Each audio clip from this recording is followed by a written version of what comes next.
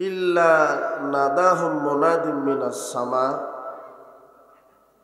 আল্লাহ সুবহানাহু ওয়া তাআলা সাত আকাশের ওপর থেকে তাদেরকে ডাক দিয়ে বলেন, কুমু মাগফুরাল লাকুম। যারা কোরআন হাদিস শ্রবণ করছো শুরু থেকে শেষ পর্যন্ত, তারা এখন উঠে পড়ো, উঠে বাড়ির দিকে যেতে থাকো, কেননা আমি আল্লাহ তোমাদের বিগত সব পাপকে ক্ষমা করে দিয়েছি। ওয়াবুদ্দিলাত সাইয়্যাতুকুম হাসানাত, আর বিগত সব পাপ যত ছিল সব পাপ নেকি হয়ে গেছে, সব পাপ নেকি। আগে যদি 1 কোটি পাপ থাকতো, এখন 1 কোটি বাদ দিয়ে 1 কোটি কি হয়েছে? নেকি হয়েছে। এটা হচ্ছে কোরআন হাদিসের জালসার ফজিলত। আয়েশা রাদিয়াল্লাহু তাআলা আনহা বলছেন, রাসূল সাল্লাল্লাহু আলাইহি ওয়াসাল্লাম যখন জালসা শেষ করতেন,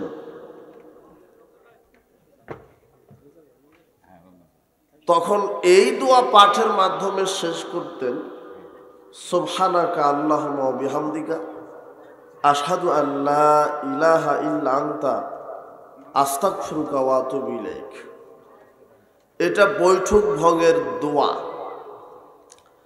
যদি বৈঠক শেষ করে এই দোয়া পাঠ করা হয়, ওই বৈঠকে যত ভুল ত্রুটি হয়ে যায় সব ভুল ত্রুটি আল্লাহ ক্ষমা করে দেন। আর যত নেকি হয়, ফালাম ইউকসারু ইলা ইয়াউমিল কিয়ামা, এই নেকির উপরে আল্লাহ মোহর মেরে দেন, এই নেকি কিয়ামত পর্যন্ত আর আল্লাহ নষ্ট করেন না। রাসূল সাল্লাল্লাহু আলাইহি ওয়াসাল্লাম এই কথাও বলেছেন, মান তুকুব্বিলাত লাহু হাসানাত, বিচার মাঠে আল্লাহ যার একটা নেকি কবুল করবেন, ফাদাখালাল জান্নাহ, এক নেকির বিনিময়ে আল্লাহ মানুষকে জান্নাত দিবেন। তাহলে জান্নাত দিবেন আল্লাহ কয় নেকির বিনিময়ে? 1 নেকি। আর এখানে আসলে কত নেকি হচ্ছে? অনেক নেকি, তাই না? তবে যদি আপনার ইখলাস ঠিক থাকে, যে আমি জালসায় যাব, কোরআন হাদিস শুনবো, আলেম ওলামা কি বলে সেটা শুনে জীবনে বাস্তবায়ন করবো একমাত্র আল্লাহকে খুশি করার জন্য, এই নিয়তে যদি আপনি এসে থাকেন, তাহলে নেকি হবে। আর যদি মনে করেন যে জালসা হচ্ছে, দেখি কত লোক হয়, কেমন দোকানপাট এসেছে, কেমন বক্তা কেমন বক্তব্য দেয়, এভাবে অনেক লোক আসে না, তার মানে নিয়তে যদি গড়মিল থাকে তাহলে আর নেকি হবে না। নিয়ত শুদ্ধ করতে হবে যে কোনো কাজে। রাসূল সাল্লাল্লাহু আলাইহি ওয়াসাল্লাম বলছেন যে কারো যদি একটা নেকি আল্লাহ কবুল করেন, তো 1 নেকির বিনিময়ে আল্লাহ জান্নাত দিবেন। এটা হাদিস, হাদিসটা ঠিক আছে, সহিহ। কিন্তু আপনার নেকি আমল কবুলের শর্তও তো আছে, তাই না? আপনার নেকি, আপনার আমল আল্লাহ কবুল করবেন, এই জন্য 5টি শর্ত লাগিয়ে দিয়েছেন। কয়টি? 5টি। তার বাহিরের 2টা, ভিতরের 3টা। বাহিরের 2টার মধ্যে এক হচ্ছে হালাল রিজিক। বলেন তো কি?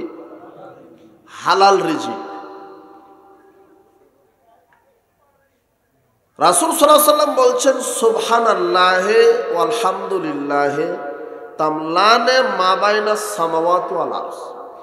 কেউ যদি সুবহানাল্লাহ আলহামদুলিল্লাহ একবার বলে, তাহলে 7 আকাশ 7 জমিন আল্লাহর নেকিতে তার জন্য ভরে দেবে। আচ্ছা, একবার সুবহানাল্লাহ আলহামদুলিল্লাহ বললে কত নেকি হয়? 7 আকাশ 7 জমিনের মাঝখানে আল্লাহ কি দিয়ে ভরে দেন? অথচ একটু আগে শুনলেন জান্নাতে যেতে কয় নেকি লাগছে, আর 7 আকাশ 7 জমিনের মধ্যে ধরবে কয় নেকি? মানুষের কম্পিউটার ক্যালকুলাসে হিসাব করে শেষ হবে না, তাই না? তো তারপরেও তো এক শ্রেণীর মানুষ জাহান্নামে যাবে নাকি যাবে না? তাহলে বোঝা যাচ্ছে যে কিছু কিছু লোকের সুবহানাল্লাহ আল্লাহ কবুল করছেন না, কিছু কিছু অধিকাংশ লোকেরই আল্লাহ কোনো ইবাদত নেকি আমল আল্লাহ কবুল করছেন না, কেননা শর্ত ঠিক নেই। আল্লাহ বলছেন ইয়া আইয়ুহার রাসূল কুলু মিনাত তাইয়্যিবাত, পৃথিবীর নবী রাসূলগণ তোমরা হালাল খাদ্য খাও, ওয়া আমালু সলিহা, এরপরে সৎ আমল করো। তাহলে সৎ আমল করার পূর্বে আল্লাহ যে শর্ত দিয়েছেন সেটা কি? হালাল রিজিক। যদি হালাল রিজিক আপনার না হয় তাহলে আপনার কোনো ইবাদত আমল আল্লাহ কবুল করবেন না। আবু হুরায়রা রাদিয়াল্লাহু তাআলা আনহু বলেন, রাসূল সাল্লাল্লাহু আলাইহি ওয়াসাল্লাম বলছেন, ইন্নাল্লাহা তাইয়্যিব, আল্লাহ হচ্ছেন পবিত্র, ওয়ালা ইকবালু ইল্লা তাইয়্যিব, আল্লাহ পবিত্র ছাড়া কিছু কবুল করেন না। ওয়ান্নাল্লাহা আমারাল মুমিনিনা বিমা আমারা বিহিল মুরসালিন, নবীদেরকে আল্লাহ যেই নির্দেশ দিয়েছেন মুমিন নারী পুরুষদেরকে আল্লাহ একই নির্দেশ দিয়েছেন। নির্দেশটা কি? পৃথিবীর নবী রাসূলগণ, মুমিন মুমিনাতগণ, তোমরা আমলে সালেহ করার পূর্বে হালাল রিজিক গ্রহণ করো। এটা নবী রাসূলকে বলেছেন, সমস্ত মুসলিম নারী পুরুষকে বলেছেন, সমস্ত মানুষকে আল্লাহ বলেছেন। যদি আপনি যত আমলে সালেহ করেন আপনার রিজিক যদি অবৈধ হয় তাহলে কে কবুল করবেন না? আল্লাহ। সুম্মা যাকারা রাজুলাইতুল সাফারা শাসা আকবারা, রাসূল সাল্লাল্লাহু আলাইহি ওয়াসাল্লাম সাহাবীদেরকে এক ব্যক্তি সম্পর্কে আলোচনা করছেন। এক ব্যক্তি সম্পর্কে বলছেন, সাহাবীগণ, এক লোক মরুভূমিতে চলছিল, তার চুলগুলি এলোমেলো ছিল, গায়ে অনেক ধুলাবালি, মসৃণ কাপড়, অপরিষ্কার শরীরে। সে লোকটি মুসাফির বিপদে পড়েছে। ইয়ামুদ্দু ইয়াদাইহি ইলাস সামাই, লোকটি তখন তার দুই হাত আকাশের দিকে উত্তোলন করে বলছে, ইয়া রব্বি ইয়া রব্বি, হে আমার প্রতিপালক, হে আমার প্রতিপালক, আমি অসহায়। এভাবে লোকটি দোয়া করছেন। আর দোয়াটা একটা ইবাদত। রাসূল সাল্লাল্লাহু আলাইহি ওয়াসাল্লাম বলছেন, ওয়া মালবাসু হারাম, ওই লোকটি যে পোশাক গায়ে দিয়েছিল সেই পোশাক হারাম। ওয়া মাতআমু হারাম, ওই লোকটি যেই খাদ্য খেয়েছিল তার খাদ্য ছিল হারাম।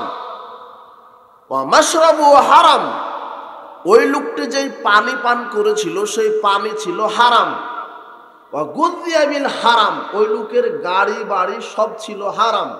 ফান্নাস্তাজাবু লিযালিক, তার ইবাদত দোয়া আল্লাহ কি করে কবুল করবেন? তার মানে সুবহানাল্লাহ বললে ৭ আকাশ ৭ জমিন নেকিতে ভরে, এই কথা ঠিক।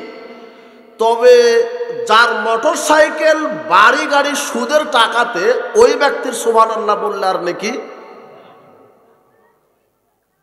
যে ঘুষের টাকা লেনদেন করে, যে দুর্নীতিবাজ, যে চোর, যে ডাকাত, অবৈধভাবে রিজিক ভক্ষণ করে, ইনকাম করে, যার বাড়িটা সুদের টাকাতে, যার মোটর সাইকেলটা যৌতুকের টাকাতে, ওই ব্যক্তির সুবহানাল্লাহ বললে, সালাত সিয়াম আদায় করলে কে কবুল করবেন না? এরা হচ্ছে জাহান্নামে যাবে। কথা বুঝতে পেরেছেন? সুবহানাল্লাহ বললে ৭ আকাশ ৭ জমিন নেকিতে ভরবে, এটা যেমন হাদিস, তেমনি ওর পেটের ভাত গাড়ি বাড়ি যদি হারাম টাকাতে হয় তার কোনো ইবাদত কবুলই করবেন না, এটাও তেমন হাদিস। কথা বুঝেন না? তাহলে আপনার ইবাদত কবুল করতে হলে কি রুজি ভক্ষণ করবেন, হালাল না হারাম? তাহলে বক্তব্যের সাথে মুনাফিকি করবেন না। আপনি সকাল হলেই সুদের লেনদেন কাট করা লাগবে। যত বিড়িখোর, জর্দাখোর, সিগারেটখোর, সুদখোর, হারামখোর আছেন, তওবা পড়ে এখান থেকে যেতে হবে। কথা বুঝতে পেরেছেন?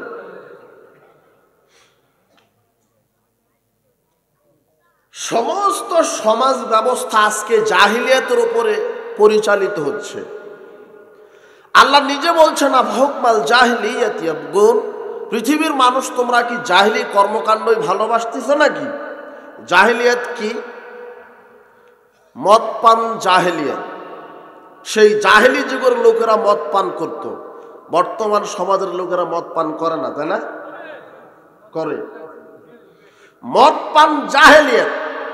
আল্লাহ বলছেন, ইয়া আইয়ুহাল্লাযীনা আমানু, পৃথিবীর বিশ্বাসীগণ, ইন্নামাল খামর, নিশ্চয় মদ, ওয়াল মাইসির, জুয়া, ওয়াল আনসাব, মূর্তি, ওয়াল আজলাম, লটারি, রিজসুম মিন আমালিশ শাইতান, এগুলি শয়তানের কাজ।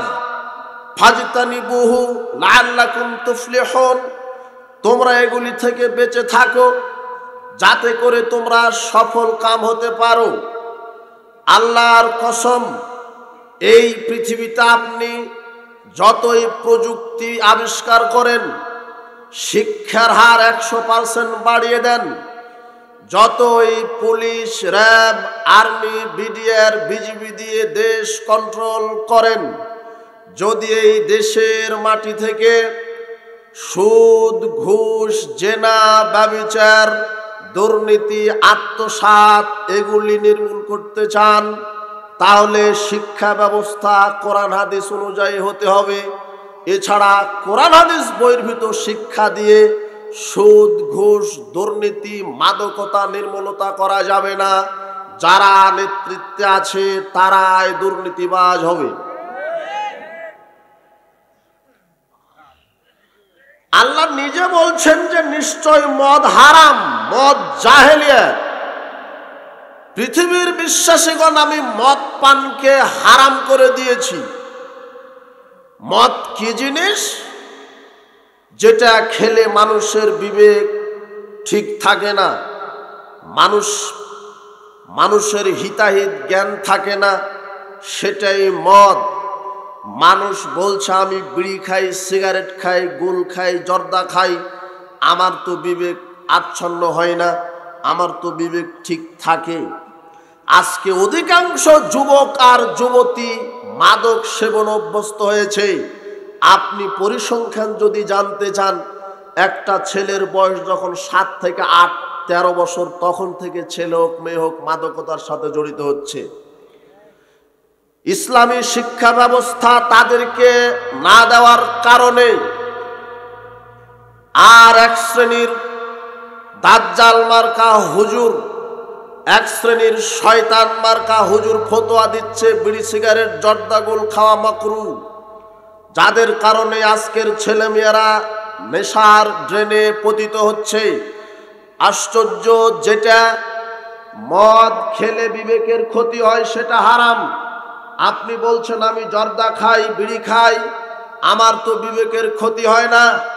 রাসূল সাল্লাল্লাহু আলাইহি ওয়াসাল্লাম বলছেন, মাসকারা কাসিরু ফাকালিলু হারাম, যেটা বেশি খেলে বিবেকের ক্ষতি হয় তার কমও হারাম।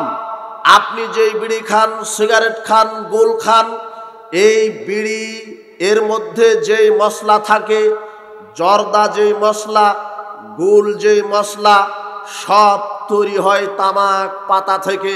বলেন তো কোথা থেকে? এটা কুষ্টিয়ার মধ্যেই নাকি? মেহেরপুর। কুষ্টিয়া ঢোকা থেকে এ পর্যন্ত আসতে দেখলাম যে সারা একর একর জমি কি চাষ আছে ভাই? তামাক। আমি চিন্তা করলাম সর্বনাশ, তামাকের বিরুদ্ধে যদি বলি এখান থেকে যাওয়া যাবে কিনা সন্দেহ, তাই না? এখন এক হুজুর বলছে জর্দার কথা তো কোরআনে লেখা নেই, জর্দা হারাম, এই আয়াতটা আমাকে দেখায় দেন। হুজুর বলছে। কে বলছে এই কথা? হুজুর। জর্দার কথা তো লেখা নাই। তা আমি বললাম, জর্দা, বিড়ি, সিগারেট, গুল, আলাপাতা, ফেন্সিডিল, ইয়াবা, beer, whisky, pethidine, champagne, vodka, যত মদ আবিষ্কার হয়েছে আর কিয়ামতের পূর্ব পর্যন্ত যত হবে, সব কিছুর নাম যদি কোরআনে আল্লাহ লিখতেন, তাহলে তো কোরআন এই মদ দিয়ে আল্লাহ এত বড় নাজিল করা লাগতো, তাই না? কোরআনে মদের আরবি নাম দিয়েছেন খামর। বলেন তো কি খামর? মদ। মদ কি? যেটা খেলে মানুষের বিবেক ঠিক থাকে না, সেটাই হচ্ছে মদ। আল্লাহ কোরআন মাজিদে মাছের নাম দিয়েছে। এখন যদি বলেন যে পাঙ্গাস মাছ কোথায় আছে কোরআনে দেখান, তাহলে বোকামি হবে না? ইলিশ মাছ কোথায় আছে দেখান, পাবদা মাছ কোথায় আছে দেখান, টাকি মাছ কোথায় আছে দেখান, শিং মাছ কোথায় আছে দেখান। তাহলে আল্লাহ যদি মাছের নামই নিতেন তাহলে কোরআন মাছের জন্য আলাদা এত বড় করা লাগতো। কথা বুঝেছেন? আল্লাহ গরুর নাম বলেছেন। এখন যদি বলে যে শাহিওয়াল জাতের গরু কোথায় বলা হয়েছে, ফ্রিজিয়ান, হলস্টেইন গরু কোথায় লেখা আছে, হ্যাঁ? তাহলে এগুলি বোকামি না? আল্লাহ গরুর নাম দিয়েছেন যত গরু এই গরুই, হ্যাঁ? মাছের নাম দিয়েছে যত মাছ এই মাছ। মদের নাম দিয়েছে যেটা খেলে মানুষের বিবেকের ক্ষতি হয় সেটাই মদ। আপনি হুজুর জর্দা খান, রাসূল সাল্লাল্লাহু আলাইহি ওয়াসাল্লাম বলছেন মাসকারা কাসিরু ফাকালিলু হারাম, যেটা বেশি খেলে বিবেকের ক্ষতি হয় তার কম হারাম। তাহলে জর্দা যে আপনি খাচ্ছেন, কম খাচ্ছেন তাই বিবেকের ক্ষতি হচ্ছে না। ওই হুজুরকে যদি 100-150-200 গ্রাম জর্দা খাইয়ে দেওয়া হয় হুজুর আর সূরা ফাতিহা কেরাত করতে, তাহলে জর্দা কি হবে ভাই? আমি নাম নিলাম তাই।